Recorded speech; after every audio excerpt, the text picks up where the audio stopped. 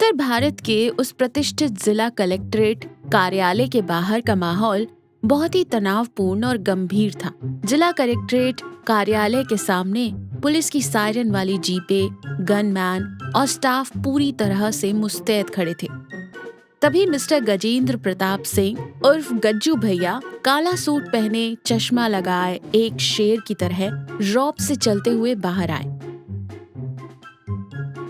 गजेंद्र आए और अपने सरकारी वाहन में बैठ गए। जब उनका काफिला सड़क से गुजरता है तो आसपास का सारा ट्रैफिक मिनटों में रुक जाता है। ट्रैफिक पुलिस अटेंशन में खड़ी होकर सल्यूट मारती है। जब वो जनता के बीच जाते हैं तो हर कोई उन्हें देखते ही झुक झुक कर प्रणाम करता है।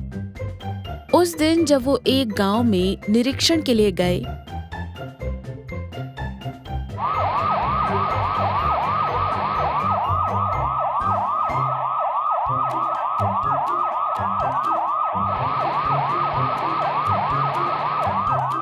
तो लोग झुंड के झुंड में आए।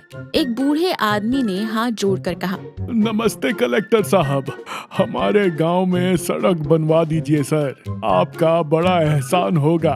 और वो सीधे गजेंद्र के पैरों पर गिरने लगा।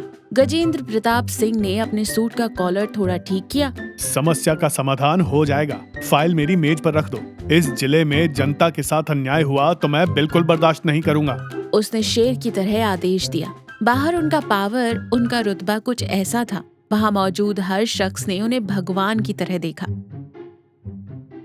लेकिन शाम के 6 बजते ही सरकारी गाड़ी का सायरन बंद हो जाता है और कलेक्टर के बंगले के बड़े लोहे के गेट को पार कर अंदर आते ही पूरा सीन बदल जाता है। जैसे ही वो बंगले में कदम रखते हैं, गजेंद्र के दिल में ट्रेन तेज रफ्तार से दौड़ने लगती है। कार से उतरते ही गेट पर मौजूद गनमैन डर के मारे सल्यूट करते हैं, लेकिन गजेंद्र बड़ी ही दीनता से धीरे धीरे अंदर कदम रखता है।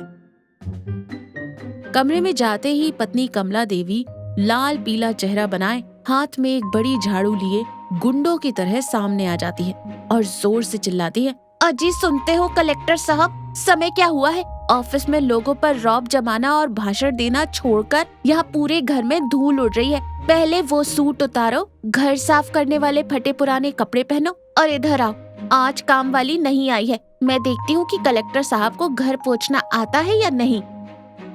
गजेंद्र ने कुछ कहने के लिए मुंह खोला ही था कि तभी पिता बाबूलाल मुंह में पान चबाते हुए और डांटते हुए बोले, अरे गज्जू, तुझे कितनी बार बताऊं रे, बहू सुबह से रसोई में अकेली रो रही है और तू ऑफिस में ऐसी कुर्सी पर बैठकर कॉफी पीते हुए मुफ्त की रोटियां तोड़ रहा है। अकल है तुझ में? कलेक्टर बन गया तो क्या बाप की बात नहीं सुनेगा?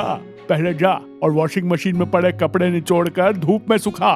तभी माँ सरस्वती देवी रसोई से करचुल लेकर बाहर आई और बोली, हाँ बहू, इसे कलेक्टर की नौकरी क्या मिल गई? इसमें थोड़ा घमंड और अकड़ आ गई है। बाहर लोग इसे सलाम ठोकते हैं तो ये सच में खुद को बहुत बड़ी तोप समझने लगा है।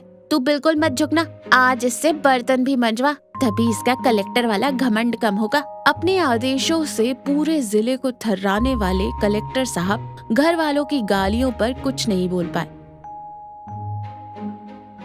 जल्दी से अंदर गए, अपना ब्रांडेड सूट उतारा, एक पुरानी लूज टी शर्ट और शॉर्ट्स पहने, हाथों में पीले रंग के दस्ताने पहने और घर में झाड़ू लगाना, झुक झुक कर बर्तन मांजना शुरू कर दिया।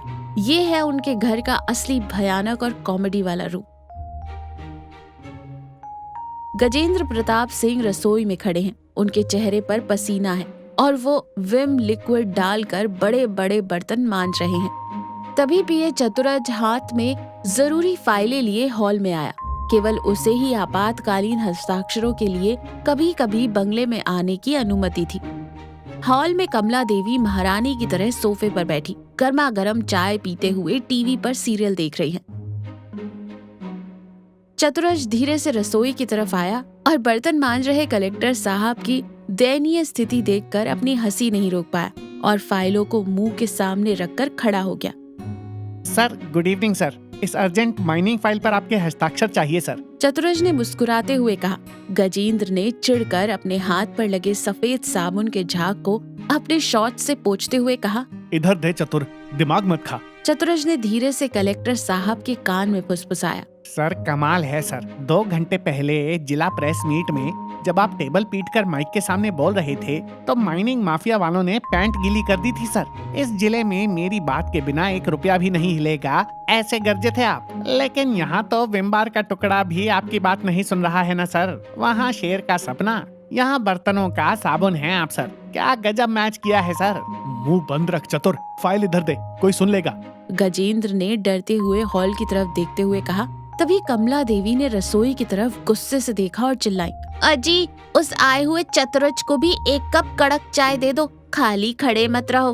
और रसोई में दूध उबल रहा है, थोड़ा परोसने का काम भी तुम ही देख लो। अगर रोटियां गोल नहीं आई तो आज रात तुम्हें खाना नहीं मिलेगा, नीचे सोना पड़ेगा। यह सुनकर चतुरज अपनी हंसी नहीं रोक पाया और बोला, सर बाहर लोग आपकी कार देखते ही 5 किलोमीटर दूर से दौड़ते हुए आकर झुक झुक कर प्रणाम करते हैं, लेकिन घर में आप उन रोटियों के लिए झुक झुक कर आटा गूंथ रहे हैं सर। बाहर IAS अधिकारी आपके अपॉइंटमेंट के लिए लाइन में खड़े रहते हैं और यहाँ आप रोटियां गोल नहीं होने पर पत्नी के हाथ के नीचे लाइन में खड़े हैं सर। आपकी जिंदगी क्या गजब की कॉमेडी है सर।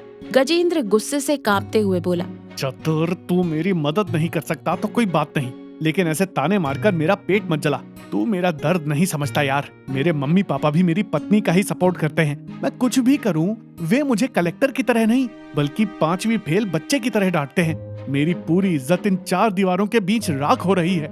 उसने रोते हुए कहा। एक दिन गजेंद्र ऑफिस में सिर पकड़े बैठा था। ये देखकर चतुरज को दया आ गई। सर आपकी समस्या के लिए मेरे दिमाग में एक माइंड ब्लोइंग मास्टर प्लान है। अगर ये प्लान पक्का काम कर गया तो आपके घर वालों को आपकी असली पावर का पता चल जाएगा। वो आपके पैरों में गिरकर माफी मांगेंगे। चतुरज ने कहा, क्या प्लान है चतुर, जल्दी बता। घर में कपड़े धो धोकर बाथरूम साफ कर करके मेरे हाथों में छाले पड़ गए हैं। गजेंद्र ने उम्मीद से कहा। चतुरज ने हंसते हुए प्लान समझाया। सर कल सुबह आपके बंगले में एक बड़ा सरप्राइज ऑफिशियल विजिट प्लान करते हैं। कल जिले के जनप्रतिनिधियों, पुलिस कमिश्नर, बड़े बड़े उद्योगपतियों और मीडिया वालों को लेकर मैं सुबह 8 बजे आपके घर आ जाऊंगा। आप हमेशा की तरह पुराने फटे कपड़े पहनकर घर में झाड़ू पोछा करते रहना। उसी समय हम सब लाइव कैमरों के साथ अंदर आएंगे। तब आपकी पत्नी, आपके माता पिता के सामने ही लोग IG, SP आपको सर सर कहकर कैसे सम्मान देते हैं, उन्हें अपनी आंखों से देखना होगा। जब वे देखेंगे कि बाहर आपकी क्या इज्जत है तो घर वालों का माइंड ब्लॉक हो जाएगा और जिंदगी भर आपको सैल्यूट मारेंगे। गजेंद्र ने कुछ देर सोचा और बोला, आहा, प्लान तो सुनने में बड़ा ही किक दे रहा है चतुर। कल सुबह 8 बजे तक सबको, खासकर उन मीडिया कैमरों को लेकर मेरे बंगले पर आ जाना। मुझे अपनी पावर अपनी कमला देवी और अपने पापा को दिखानी ही पड़ेगी। उसने उत्साह से कहा।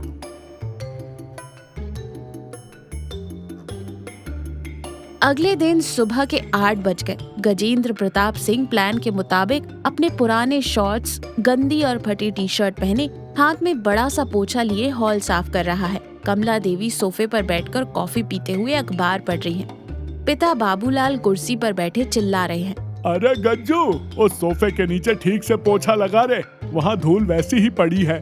कलेक्टर की पढ़ाई की है तूने, पर घर साफ करना भी नहीं आता। ठीक उसी समय बंगले के गेट के सामने ऑफिशियल कारें लाइन में आकर रुक गई। पूरे रोड पर पुलिस के सायरन जोर जोर से बजने लगे।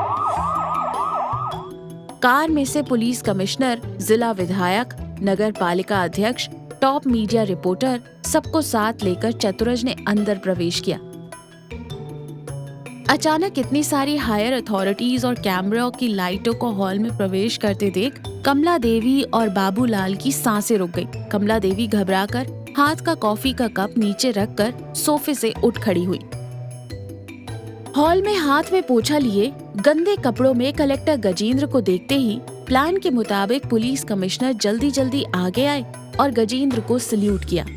सर, आप ही हमारे जिले के भगवान हैं सर। मैंने अपनी 30 साल की सर्विस में आप जैसा महान और निरअहंकारी कलेक्टर नहीं देखा सर। इतने बड़े जिले के मुखिया होकर भी आप कितने आम आदमी की तरह हैं सर। आप खुद अपना घर साफ कर रहे हैं। आपको देखकर मुझे गांधी जी की याद आ रही है सर। कितने बड़े कर्मयोगी हैं आप सर। पुलिस वाले ने कहा। पीछे खड़े विधायक ने हाथ जोड़कर और झुककर प्रणाम करते हुए कहा, कलेक्टर साहब, अगर आज आप इस फाइल पर हस्ताक्षर नहीं करेंगे तो हमारे जिले में 100 करोड़ का गरीबों का बजट रुक जाएगा सर। आपकी बात ही हमारे लिए वेद वाक्य है सर। कृपया हम पर दया करें और इस फाइल को क्लियर कर दें। वो कलेक्टर साहब के पैरों के पास घुटनों के बल बैठ गए। रिपोर्टर ने कैमरा ऑन किया और लाइव बोला। तो दर्शकों, देख रहे हैं ना आप, हमारे जिले को अपनी एक नजर से चलाने वाले शक्तिशाली कलेक्टर गजेंद्र प्रताप सिंह जी की सादगी। एक तरफ सैकड़ों लोगों की फाइलें क्लियर करते हुए, दूसरी तरफ अपने हाथों से घर की सफाई कर रहे नव भारत के लीडर। कलेक्टर हो तो ऐसा। और इसे नेशनल चैनल पर लाइव टेलीकास्ट करना शुरू कर दिया। ये सब अपनी आंखों से देख रही पत्नी कमला देवी, पिता बाबूलाल और माँ के मुंह से कोई शब्द नहीं निकला।